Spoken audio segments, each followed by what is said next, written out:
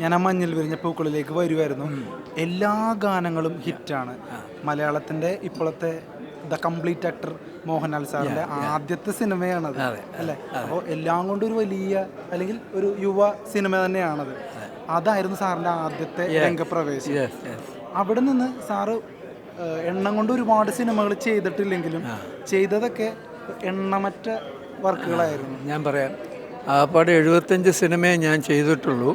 അതിൽ 35ഓളം സിനിമ പെട്ടിയിൽ നിന്ന് പുറത്ത് വന്നിട്ടില്ല. അപ്പം നിങ്ങൾ 35 സിനിമകളിലെ പാട്ടുകൾ നിങ്ങൾ കേട്ടതായിട്ട് എനിക്ക് തോന്നുന്നില്ല. തരങ്ങിണി സ്റ്റുഡിയോക്കാർ ആ പാട്ടുകൾ പബ്ലിഷ് ചെയ്തിട്ടുണ്ട്. പക്ഷേ 35 സിനിമകളിലെ പാട്ടുകളിൽ ഏതാനും ചില പാട്ടുകൾ നിങ്ങളിപ്പോൾ ഓർക്കുന്നുള്ളൂ. അതിന് ആരും തെറ്റല്ല. സാർ, എന്തുകൊണ്ടായിരിക്കും കൂടുതൽ സിനിമകളിലേക്ക് പ്രിഫർ ചെയ്യാതിരുന്നത്? കാരണം ചെയ്ത ഗാനങ്ങളെല്ലാം ഹിറ്റാണ്. ഞാനൊരു ആസ്വാദകൻ എന്ന നിലയിൽ ചോദിക്കുകയാണ്, എന്തുകൊണ്ടാണ് സാർ? അപ്പം നിങ്ങളുടെ സംസാരം കേട്ട നിങ്ങൾക്ക് എനിക്ക് തോന്നുന്നത് ഈ സിനിമാ ഫീൽഡിൽ നിന്ന് പറയുന്നത് കുറേ നല്ല ആളുകൾ കൂടി ലോകം നന്നാക്കാൻ വരുന്ന ഗ്രൂപ്പാണെന്നാണ്. അങ്ങനെയല്ല.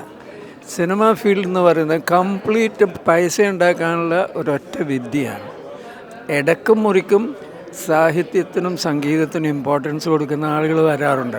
പൊതുവെ 5 രൂപ ചിലവാക്കി 10 രൂപ ഞങ്ങൾക്ക് കിട്ടണം എന്ന് പറയുന്ന ആളുകളുടെ ഒരു സമൂഹമാണ് ഈ സിനിമ ലോകം.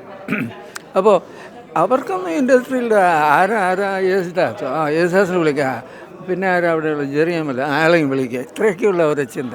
അല്ലാതെ യേശുദാസ് മഹാപാട്ടുകാരനാണ്, അല്ലെ ജെറിയമൽ അമേരിക്കയിൽ പഠിച്ച, അങ്ങനെയൊന്നും അവർക്ക് ചിന്തയില്ല സാർ. അപ്പോൾ വാട്ട് ഹാസ് ഹാപ്പൻ അത്രേ പറയാൻ പറ്റും.